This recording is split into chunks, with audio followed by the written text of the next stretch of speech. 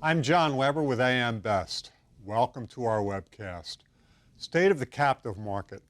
A panel of AM Best analysts and industry leaders will review market, regulatory, and risk issues affecting the captive insurance sector. They will examine financial results for captives, RRGs, and related organizations. Portions of this discussion will be based on AM Best annual report on rated captives. Now, we're going to meet our panel in just a moment. We'll be mentioning the subject of financial strength ratings. A full explanation of AM Best ratings is available online at ambest.com/terms. The opinions expressed by the panelists are theirs and theirs alone and do not necessarily reflect the opinions of AM Best.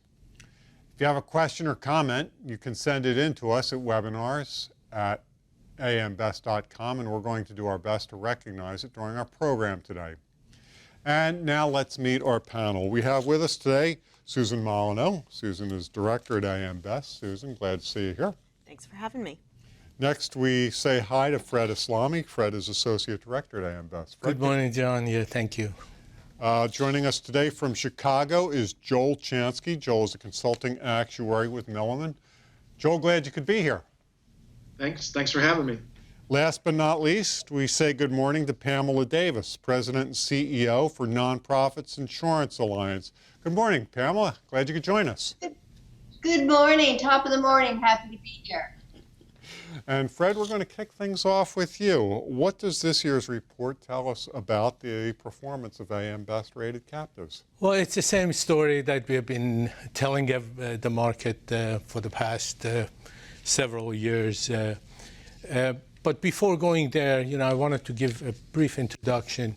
Globally, we have about 6,000 plus captives, and of those, majority are small micro captives that doesn't concern this report that we have for this year.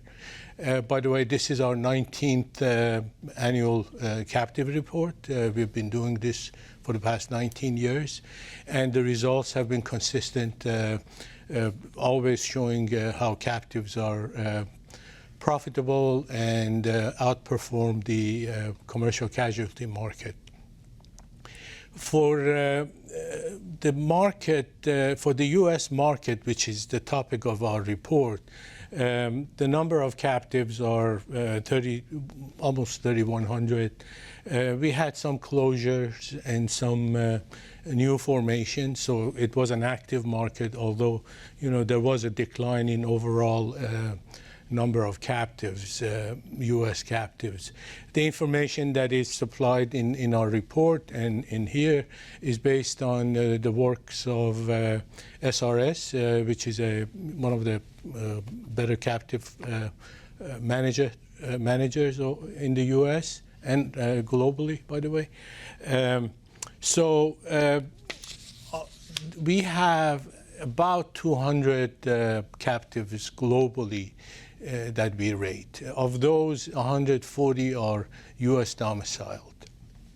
And the next slide actually shows the distribution amongst the different domiciles. And Vermont tops the U.S. market 16.8.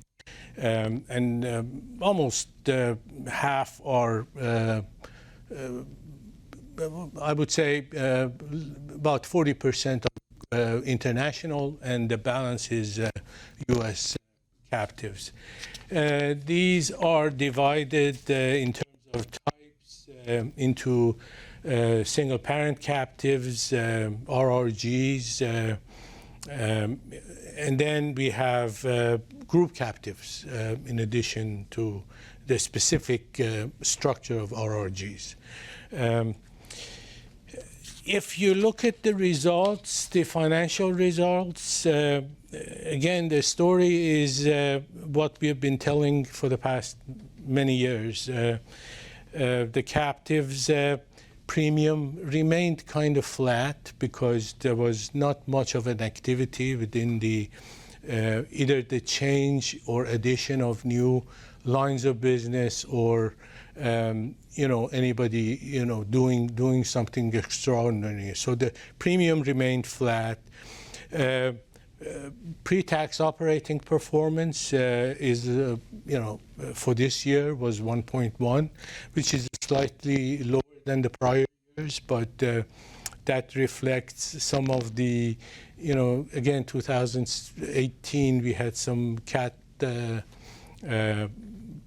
events that caused the profitability to kind of decline from 1.3 billion to 1.1.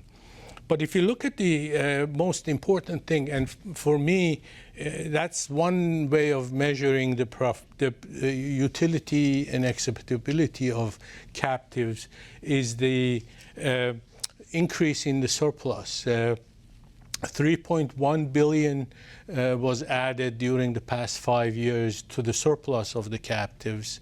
At the same time, the captives paid 3.5 billion either as a stockholder dividend or policyholder dividends.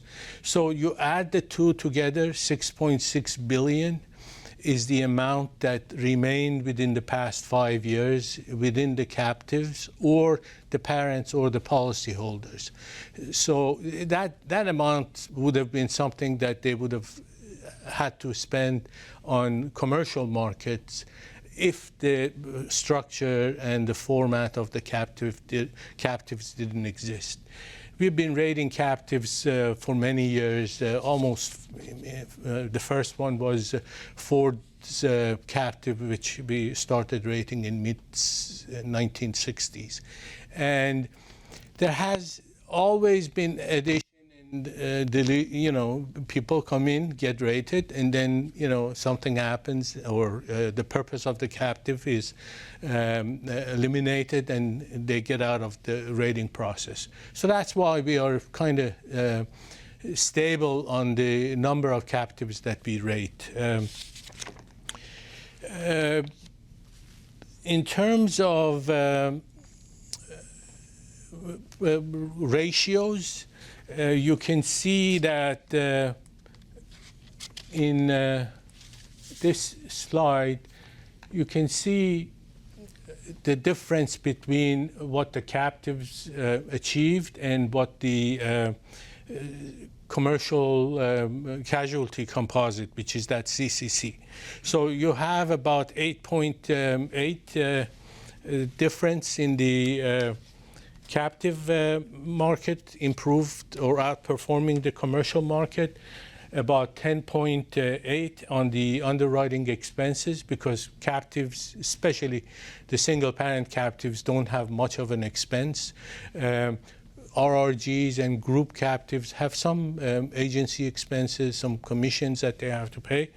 And you can see that combined ratio for the before dividend for the captives was 19.6% better than the commercial casualty. After dividend combined was still better, 11.1% than the commercial casualty, 88.8 versus 99.9.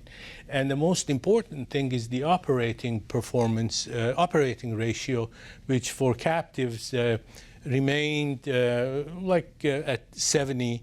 And that's been running, low 60s to low 70s versus 85.7 for the commercial casualty composite, a difference of 15.7, which is great. I should stop right now and go to other, I don't want to, exclusively talk about ratios right now. And then as we develop the conversation, I will chime in. Okay, if you don't mind. Very informative. Yeah, thanks. Thanks, Fred. Susan, do we have any idea how AM Best captives differ from the broader captive market? Well, it's hard to speak in great detail about the captive sector. As Fred mentioned, there's over 6,000 captives out there, and we rate a small subset subset of that. And also of note is there's not a lot of public information about individual captives. But Fred did, as you know, speak in great depth about the captive industry that we do rate our captive universe, and it does speak to surplus growth resulting from profitable operations and a focus on loss control. So year after year, the rated captive composite does compare favorably to the commercial composite. But what strikes me most about it is the depth at which these companies understand their risks. I mean, for single parent captives, in our conversations with companies throughout the year, we are often talking to risk managers. And when you're looking at the group and RRG captive space, we're talking to the members. So it is very striking, and there is a common theme of being very close to the risks. And of course, the results of all these discussions is a rating, which is in essence our view of the firm's financial strength and their ability to meet insurance obligations. Certainly good information not only for counterparties, but also for giving the board and their owners an outside view of the company's performance. And that's a benefit, I believe, for a rated captive as opposed to an unrated captive. All right. Pamela, the number of RRGs has fluctuated. Is RRG formation cyclical in any way? You know, any industry is going to be cyclical, I think, and that means RRGs as well. However, those RRGs that are started and managed to fix structural problems where the insurance industry just does not have a good grip on the risk of the type of organization, versus those that maybe are started for some sort of cheaper price or short-term solution. Those that are really started for the right reasons and run responsibly with good knowledge of their members, they're here to stay. And I don't really see that there's going to be a lot of fluctuation there. I do think that there will be some startups. If the market hards, there are going to be some risk retention groups starting up. I hope that the regulators really do their jobs and look at each and every one of those startups and make sure that they have a long-term view and the ability to really serve their members over the long term. I think it's a great responsibility on the regulators to make sure that risk retention groups that don't have much opportunity to succeed actually don't get started in the first place. But those RRGs who know their members, who are laser focused on risk management and who absolutely are feeling a need not filled by the commercial market, I think there's real stability and growth ahead. Will the state's efforts to lengthen or abolish statutes of limitations and reviver statutes have an impact on RRGs? You know, I think that depends, because not all RRGs are going to have an exposure to this type of risk. And then some RRGs, maybe like colleges, hospitals, universities, where the organizations they insure have more of a institutional ability to stop reporting of sexual abuse, they may have some concerns about longer tail issues that they don't know about. From our perspective, we insure mostly small community-based nonprofits, and they don't have the ability to keep reporting under the rug. And so I think that we're more likely to already know about things that have gone on. I will say there probably is some difference as well in whether the RRG offered an event trigger or claims made or occurrence policies, and that's going to be somewhat telling in terms of how these claims will have an impact. I guess lastly, I would say the impact might vary depending on the claims philosophy that the RRG has been undertaking over the years. I know from our perspective, and we handle a lot of sexual abuse claims, we find that if we're extremely proactive and we ask our members to tell us everything, don't wait until you have a lawsuit to let us know if you think you have a potential claim. Get something to us, let us do the investigation, let us preserve the evidence so that we're not surprised years later and that we're in a better position to provide an adequate or very good, actually very good defense. So I think in some ways it depends. Joel, let's bring you into the conversation here. What's going on with the 831B captives? Yeah, thanks. Quite a bit's going on, actually. And going back to one of your questions to Sue about how AM Best captives differ from broader captive market, one of the charts that went up, I think there's 140 U.S. captives, and there was about $4.5 billion of premium for those captives. That's about an average of $30 million per captive. I'd say that's a pretty good size captive. A lot of the ones we work on are smaller than that. The 831B captives are limited by size. They make an election under Section 831B of the IRS code to be taxed as insurance companies. If their premium falls below a threshold, it used to be 1.2 million, then there are no taxes on underwriting income. So it's an attractive tool to use to preserve wealth and capital. What's going on is, and I'm thinking there may be almost 5,000 of these. A lot of them are not counted in the statistics because they're set up as segregated cells or special business units under the various laws of the different states. Formations are down, closures are up, and these companies are being attacked by the IRS. Actually, in the AM Best report, there's a reference to that the 831Bs are on the IRS Dirty Dozen list. There's a concerted attempt for them to go after what I think are the bad actors. The IRS has taken 3 of these to court, come out with 3 decisions, all unfavorable to the taxpayers. It's been decades since the IRS has had multiple wins against captive insurance companies. Lawsuits are beginning to emerge, class action suits against some of the promoters of these captives. So it's looking a little bleak, but on the flip side, there are good ones out there. And maybe best said by one of the trade associations, advice to these 831B captives, do them right or don't do them at all. And the ones that are done right can really add benefit to the bottom line for the owner. It's also interesting to note that while the IRS is attacking these things, Congress, on the other hand, increased the amount of premium that can go into these, saying that if you do them right, we're actually going to give you a bigger benefit. The old limit was 1.2 million in premium per year. It got set at 2.2 in 2017, and that's indexed for inflation, and it's now 2.3 million. So you have one branch of the government saying we're trying to shut these down. You have the other branch encouraging them. But it's kind of an interesting thing going on out there in the 831Bs. Right, and I think it all goes back to being in it for the right reason and coming forward, working with your consultants to have a good business plan, and also making sure you tick all the boxes. If the IRS is requiring these factors to have a viable insurance company, you surely need to have those in place. Now, Sue, AM Best has put an emphasis on innovation. How does this apply to the captive world? Right, so second half of last year, AM Best did a survey of our entire rated population on the state of innovation in the industry.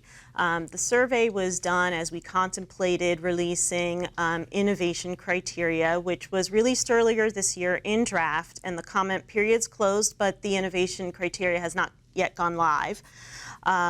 In our State of the Captive report, what we did was we took the captive respondents and we wanted to summarize how the captives think they're doing with respect to innovation. So the captive business model is in and of itself the result of finding an innovative way to control and manage risks, some of which didn't have a viable commercial market solution. So our survey shows that more than half of the captive respondents saw innovation as extremely to very critical for the success of their organizations. The top reasons that innovation is important to these captives, as shown in Exhibit 14 of our report, are addressing customer needs and also realizing operational efficiencies. In fact, 1 out of every 2 respondents selected one of these answers. Makes perfect sense when you think about it. because group captives and RRGs customers are their members, and for single parent captives, the customers, their owners. So the more operational efficiency they can achieve, the better, and that should manifest itself in expense savings. But innovation, of course, is more than just technology. And captives believe that new and emerging technologies such as big data and cloud computing will have a positive impact in the industry in the near future. But not a lot of investment's been made by captives in this space because in some cases captives have a narrow profile. As Joel mentioned, some of the captives we rate are quite sizable, but they are still very expense conscious. And of course, being the captive sector, it's kind of hard to make sweeping generalizations across the sector. But it should be noted that 53% of the respondents either are already using the cloud or they intend to invest in cloud computing. One last thing I want to point out from the report is in Exhibit 19, which are the captives' views of barriers to innovation. And here, topping the list at 58% is human capital and specialized talent in this area, which is in addition to the overall talent shortage in the industry. From an organizational culture perspective, the second highest response, it might not be the lack of desire to innovate, but rather an expense issue, especially with captives with smaller scale operations. So the preference might be to wait and see how others are doing and then contemplating becoming a fast follower. But then if you couple that with IT challenges, you may see some captives looking to partner up with other organizations to implement innovative systems and solutions. And perhaps larger organizations may not be as limited in this regard. Pamela, are RRGs able to keep pace with innovation? Well, we will see, but if necessity is the mother of invention, then RRGs are the original innovators. Most successful RRGs exist, because they really feel the need. And for nonprofits, for example, we didn't want to get into the insurance business, but we were really forced to do so for self-preservation. Insurance is like electricity. If you don't have it all the time, what good is it? So RRGs, I think, are innovators by our very nature. It's in our DNA. But our challenge really is going to be incorporating the necessary processes to make sure that we continue to surface the innovations that are really important to our members, not just go after every shiny ball. But we really need to be able to focus, continue that focus on the members as we grow as RRGs. Now, the cost of technology is definitely a challenge. But as I look at it and I think about with our organization, we were pretty small 20 years ago, and yet we developed our own software program because there was really nothing to buy that we could afford at that size. But we, did our best and cobbled together what we could and made sure it focused on the members. But I think ultimately the cost of not staying up with technology is going to be greater than the cost and the pain of doing what needs to be done now to make sure we stay on top of serving our members. And, we also, as a way to innovate, see that we need to be more than just insurance to our members. They come to rely on us for a broad variety of services because we insure particularly mid-sized and smaller organizations. So we look at the opportunities. We've built a board of directors portal. We offer them free employment risk management services. We have a bulk purchasing portal, an online magazine. So we have tried to find, and I think other RRGs have done the same, to try to find other ways to serve other than just through insurance.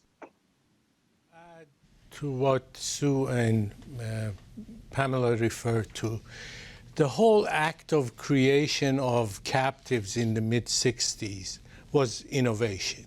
I mean, insurance doesn't move that fast with innovation. And then with the act, the RRG Act in '86, that was another step towards innovation. and then with the creation of the cells in the 90s. So we can see that this industry, this segment, moves slowly, but they are innovating as they go along. I agree, and I also think, to add on to Pamela's point, is that the focus on loss control and the value-added service that an RRG provides to their members is very helpful. And I guess in order to provide that service, there is a certain level of innovation and being able to harness the data that you collect to make it useful for your members. I think that's also something that that the sector is interested to do. Yeah, as we rate RRGs, we can see that the companies provide us with the information in terms of, how they're educating their members, what classes they have online or the visits that they conduct every, year with their members. So that's impressive, and, that's an innovative thing. Big insurance companies are unable to do that kind of training or loss mitigation education to their policyholders. So the RRGs have that advantage of face-to-face meeting with their members and educating them in terms of risk mitigation and management. And the members can learn from each other, too. Yeah. If one member is doing something really well on the loss control perspective, the other members can benefit from it, and then it benefits them all in the end because it's lower loss results. Absolutely, yes. And size can be a interesting factor with, say, RRGs. Most of them are small. Certainly, almost all of them start out small. And again, sometimes that means that from a technological point of view, they're really not focused on that. They're just focusing on trying to get insurance at a good cost and maybe handling claims a different way. The flip side of that is they're small and they don't have these old legacy systems to deal with. And we've seen small captives and RRGs actually do some really great stuff. One of our clients is actually they're completely, everybody works remotely. They're a virtual company. And because they only had a half a dozen or 10 employees, they didn't have to deal with thousands of people. They were able to set up this really, really cutting-edge structure. So it's interesting how the smallness sometimes leads to lagging behind, and sometimes it leads to being out on the cutting edge. And Joel, keeping in with the topic of innovation, it is a hot topic in management's enterprise risk management discussions. What are you hearing from captive boards regarding that?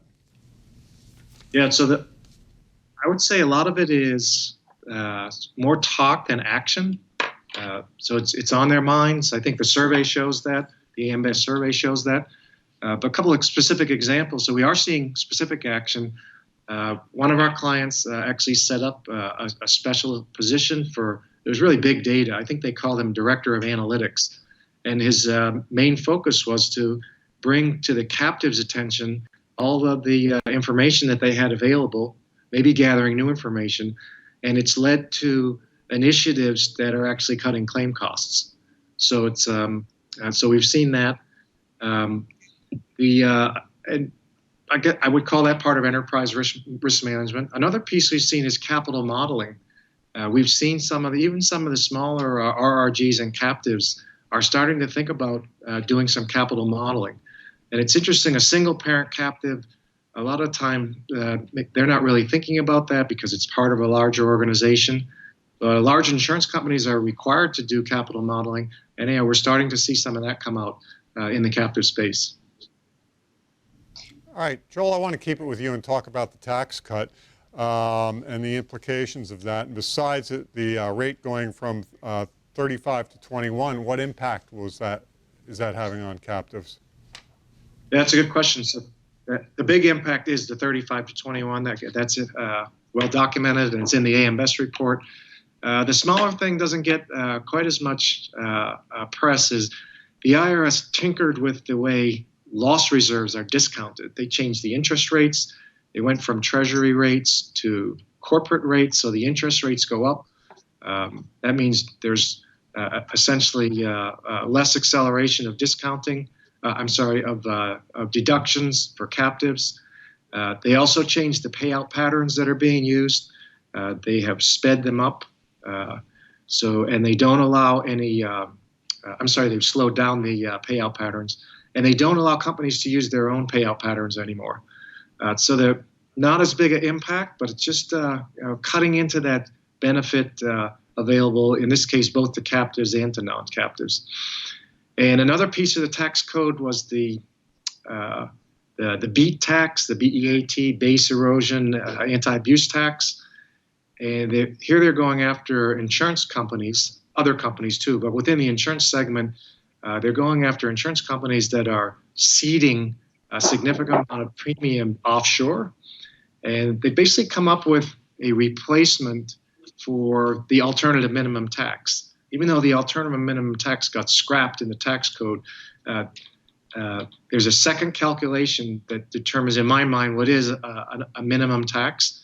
And if you pass too much expense off to affiliates offshore, you could be subject to the tax.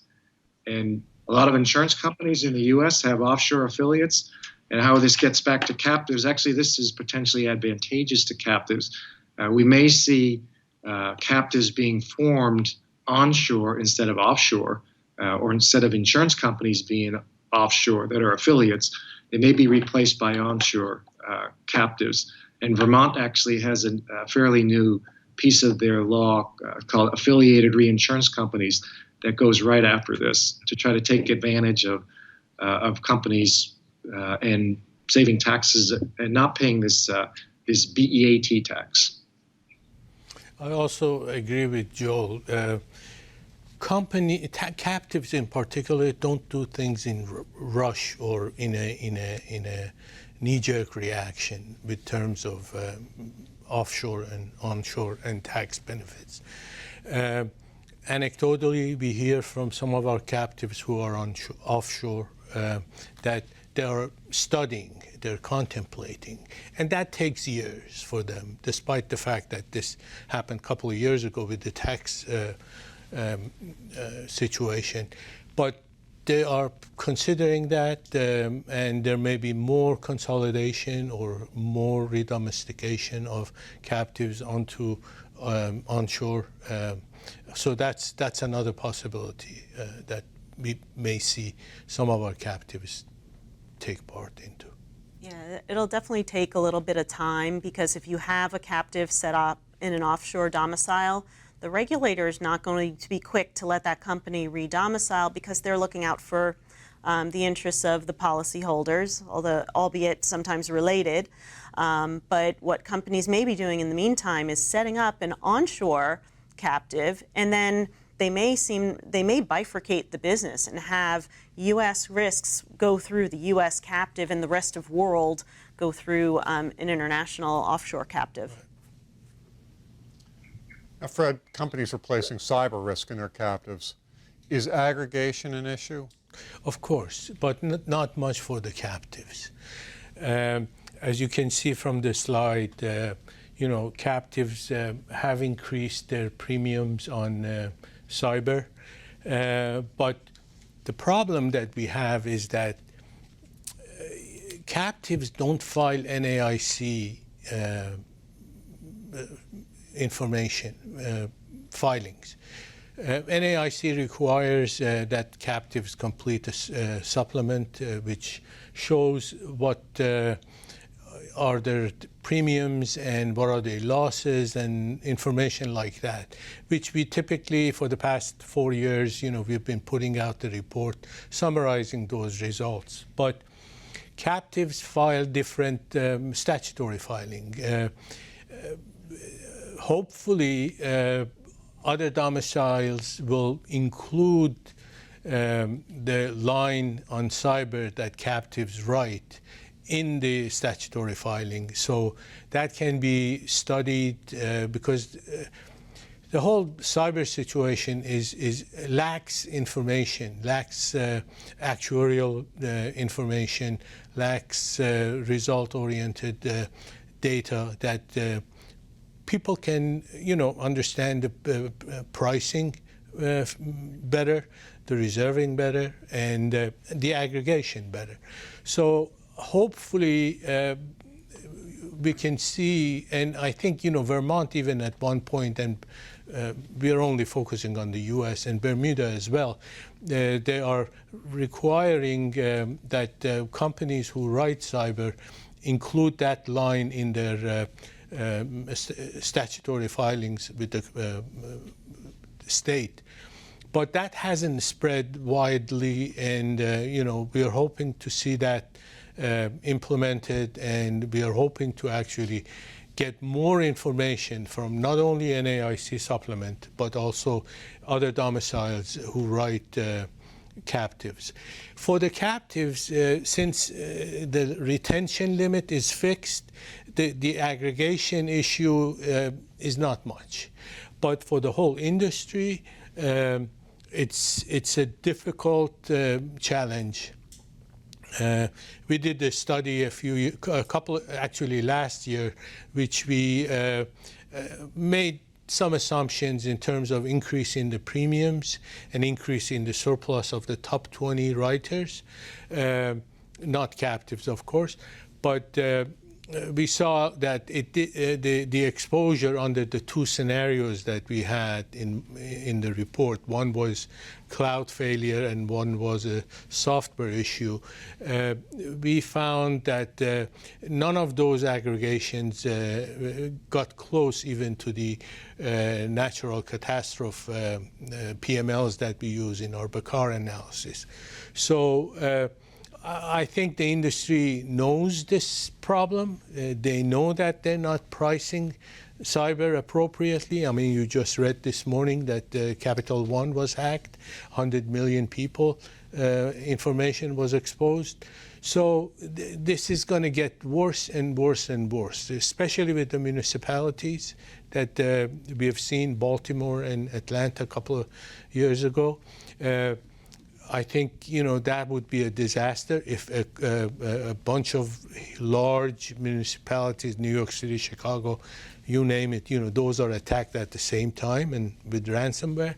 So that the whole issue of aggregation is the key, and companies need to have either an internal model or use a bunch of, modelers that they use, like RMS or AIR or others, to determine what their exposure is under different scenarios, ransomware or failure, cloud failure. I mean, this attack on Capital One apparently was a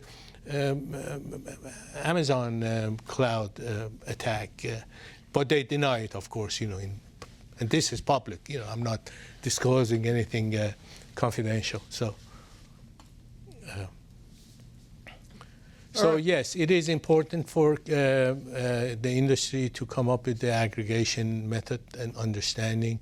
For captives, I know for a fact that because they are close with the policyholder or policyholders, they know the weaknesses, they know the vulnerabilities, and the way they decide or that they determine the retention for the captive is well understood and studied properly, so that it doesn't have a big impact on the well-being of the captive itself. Okay, thanks, Fred. Pamela, do you have any thoughts about the present state of the commercial market and how RRGs are different? Boy, I hardly know where to start with that one. Yeah, I do have some thoughts on that. It's so interesting to see the behavior of some of the commercial carriers, even again these days. It's very targeted, but we're seeing a few, actually more than a few commercial markets, wholesale canceling or non-renewing whole books of business, and generally increasing price pretty significantly on certain classes. And AM Best, I want you to close your ears now, but my staff jokes that when others are running from the fire, I'm running towards it, because I think that we really need to make a distinction between whether there's an individual bad actor or whether there is really a problem with an entire industry. And I think that's where RRGs know their industries really well. They know their members, and they, instead of using a sledgehammer approach, which is, oh, we've seen a few bad claims, let's get rid of this entire class, they really seek to understand, what are the nuances of those claims? Why did they come about? And are there ways to prevent it? And are others likely to have those same claims?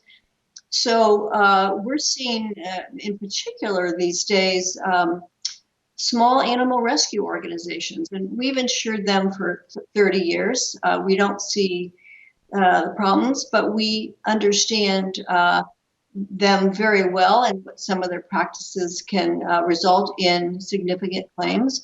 But there's no reason to wholesale cancel and not renew a whole book of business like we're seeing the commercial industry do. I guess I would say, risk retention groups can't insure every risk, even though they know their members well, but they certainly, because they're close to the members, are able to differentiate between a poor risk and a bad class of business. Another area we're seeing the concern is certain venues geographically. There are some carriers that are just leaving or moving away from certain geographic areas where the civil justice system, the courts, are particularly generous, and that has created some stress, particularly with child serving agencies, in our field. But RRGs really take the time to understand the niches and leverage deeper information, and that goes back again to the data question. We recently discovered that we were actually being hindered a bit in our ability to innovate because we had a lot of data, but we didn't have it at the fingertips of the staff who really needed it. So we've actually created a data warehouse that we're just about to launch, and we're going to be able to get the kind of really nuanced data to the staff, the frontline staff that need it, because I think that's where we can really, as an industry, differentiate ourselves from the commercial market. We rely on really good data, and we act appropriately with a scalpel rather than a sledgehammer. Also, to add to what Pamela said, if my calculation is correct, since the Act was formed in 1986, there appears to be about 460 RRGs created. Of those, about 240 have gone out of business for good reason. Either they consolidate or they change the whole profile, or they exited the RRG. So we have about 214 based on the magazine report, Risk Retention Reporter. So these are the good ones that are, or relatively substantial ones that they're in existence. There may be some bad ones. There may be some who would change their structure to some other form of company, but the existing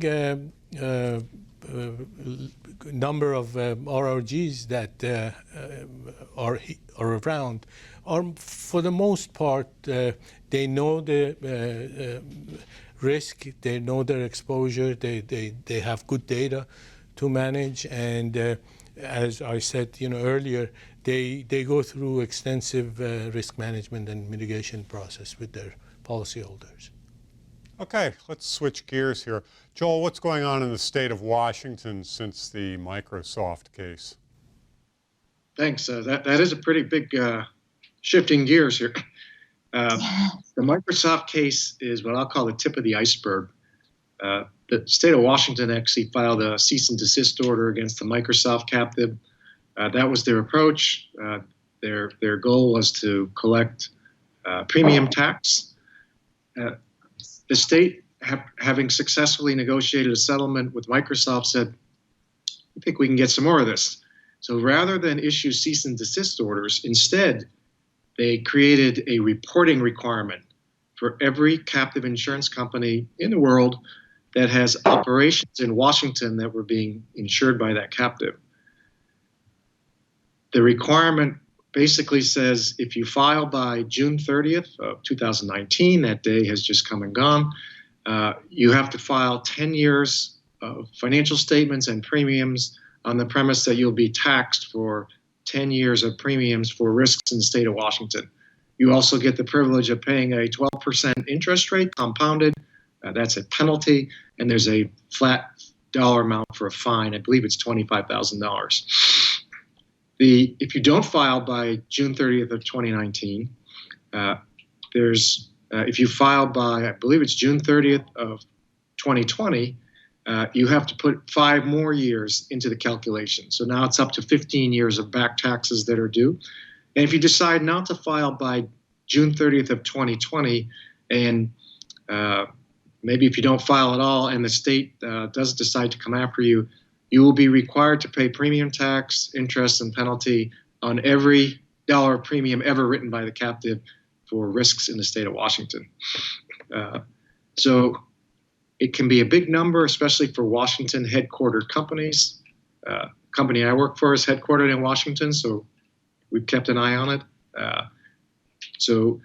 The other issue is that apparently Washington is contemplating on a going forward basis, because everything I just said only counts for premiums paid in the past. On a going forward basis, Washington is contemplating a 2% tax. That's their excess and surplus lines rate. I may not have mentioned they don't really have a law on their books to collect taxes. They don't have a self-procurement tax or direct placement tax. They've decided to, for the time being, to say captive insurance is excess and surplus lines, which is not the traditional definition of captive premium. But on a going forward basis, they're contemplating codifying this and saying captives fall under the 2% rule. So on a going forward basis, risks in Washington will be subject to 2% tax. So it's actually a pretty big issue out there for captives, and kind of raises the specter of other states either enforcing laws that they have or creating new ones to collect taxes on captive premium. Are there any other notable cases that you're aware of, Joel? There was one, actually it was in the BEST report, the J&J case in New Jersey, Johnson & Johnson. And that was kind of interesting because the AM BEST reports makes reference to the home state rule in the NRRA, the National Reinsurance and Reform Act. And I think there's still some uncertainty about how to interpret that. The interpretations I've heard from the tax lawyers is that your home state, if in the case of a captive, is the state in which you have the highest premiums. And then that state gets to tax everybody. I'm not sure that's how what J&J is. I think J&J is actually arguing against the NRRA. Their captive was set up in Vermont, and I don't know if they tried to say Vermont was their home state, but clearly, their operations are not larger in Vermont. They're corporate operations than in New Jersey. So that's kind of the other big one. I guess following up on Washington, once the reporting requirement went out, Costco apparently made their filing. They did their reporting, and their settlement was negotiated and reported in the press. I believe they settled for around $3.5 million. So not a small number. I think the Microsoft settlement was more like $850,000. And we're aware of other companies that have made the filing. I guess it's an interesting thing is how many companies chose not to make the filing and are just going to wait it out. Right. And Joel, let's shift gears once again with you. We always talk about talent when we're talking about the insurance industry. As far as captives are concerned, is there a changing of the guard in the captive industry? Yeah, that's a good question. And I would say yes. It's a lot of my contemporaries. I mean, I started in the captive industry in the 1980s. I think a lot of people who've been around for a while doing it started maybe in the late 70s and in the 80s and maybe the early 90s. These people have been at it for 20, 30. I'm getting close to 35 years now working on captives. And a lot of the people who have that level of experience shaped a lot of the innovation that our other panelists have talked about, and they're starting to retire now. I'm getting close myself. Some of my colleagues are clients that I've worked with for years and years and years. They're not in the business anymore. So we're seeing a changing in the guard and an influx of new talent coming in.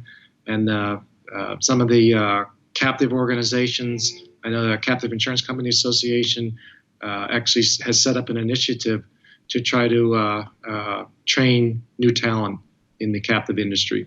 So it's it'll be interesting to see what happens in the next 5 to 10 years. That's certainly my time. That's my time horizon as well. All right. Fred, guess what's coming up next week? VCIA. VCIA. Yes. What's going to be the hot Our topics? favorite, Vermont conference, Captive yes. Insurance Association. Yes. What are going to be the hot topics Yeah, there? hot topics, I let Sue speak to that because she is actually participating in a panel. But I have a challenge that I'm going to invite the audience to help me for next year's report. We are running headlines, running out of headlines for our captive report.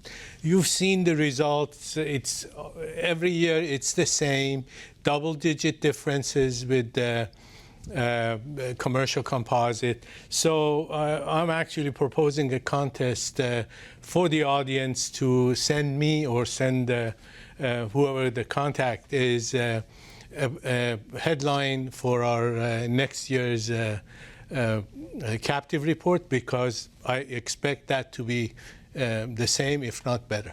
So that's my challenge. And seeing as Fred sent the question my way, I will say at VCIA, as Fred alluded to, I'm going to be on a panel, ironically, talking about developing the next generation of talent in the captive industry. I have panelists. One is with an investment advisor. We have someone from a captive, and we also have someone from Butler University who many of you know did a project with the students where they put together a business plan to incorporate a captive, and they were able to get licensing for that captive. So, you know, it continues to be a challenge.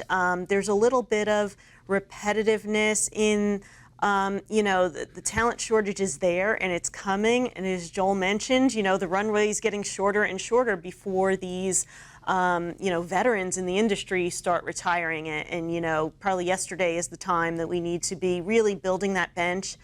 You mentioned Sika's mentorship program that they're starting, and I think that's really good. So hopefully we'll have a lot of good ideas to share on the table on what we're doing there. But, you know, as a former regulator myself, one of the sessions I always look forward to is the Hot Topics with David Provost and hearing what's going on in Vermont. And I think, you know, it's always a good, it's a good session.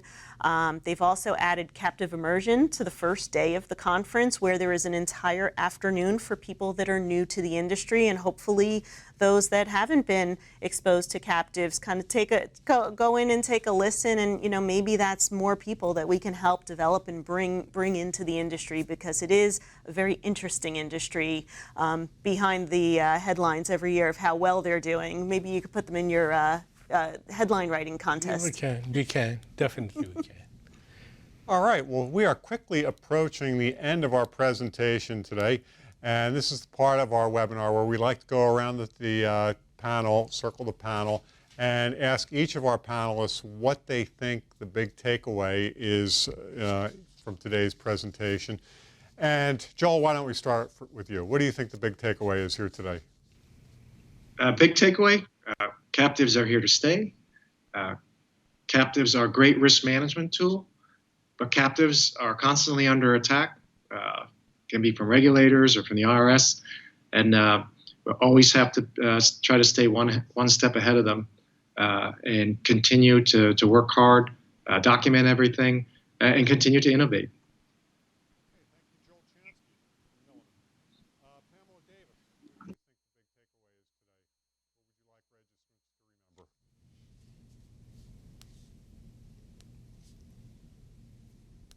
We seem to have lost Pamela's. We'll try and come back to Pamela. I lost that. Oh, there we go. Question? There we go. Pamela, yes, let's, what would you like registrants to remember from today's webinar? I just think it's important for us to feel bullish and upbeat about this industry. I am very optimistic about our future. And also, I worry less about the ability to attract good staff and train good staff, because I think RRGs and the captive industry are well positioned to take advantage of a couple of things that have happened over the last 10 years. One being the ability to have work from home. I mean, 50% of our staff work from home, and it is a huge advantage to be able to attract staff from all over the country. And also, especially young people, they want to work for companies with a mission. They want to work for organizations that are doing good. And I think that risk retention groups and captives have a really good story to tell. And I think we should feel very optimistic about this industry. Pamela? Susan Molyneux, what would you like people to remember today? I think, you know, I agree with the panelists. It's a good story to tell. I think captives are certainly here to stay. And I think as we start seeing rate hardening, and as Pamela mentioned, you know, somewhat broad brush rate increases that may not in many cases be warranted, that's where captives and RRGs can benefit from it, because they know the risk, they're close to the risk, they know that might not be the right rate, and I think knowing the risks and being close to the risks is where the captives will truly benefit. And hopefully, you know, we'll continue to see good things from this sector. Thanks, Sue. Fred Islami, you get the last word today. Yeah, the last word. I think innovation and technology is definitely what the captives need to follow.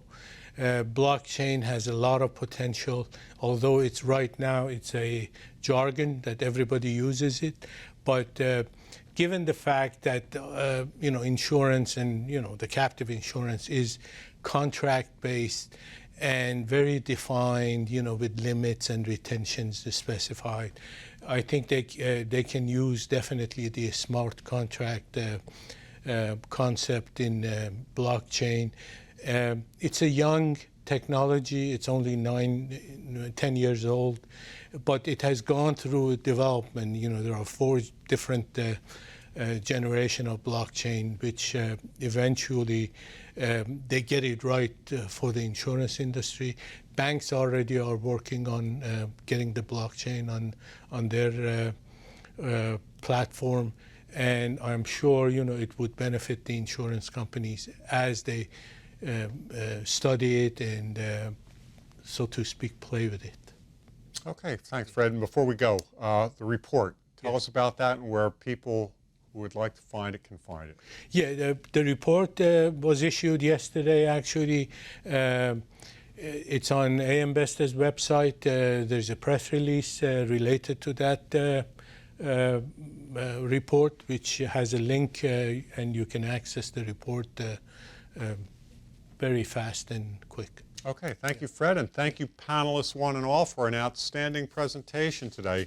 We'd like to let our viewers and registrants know that a complete replay of this webinar will be posted within the next day or so, and we'll have a full transcript out within the next week or so. For AM Best, I'm John Weber.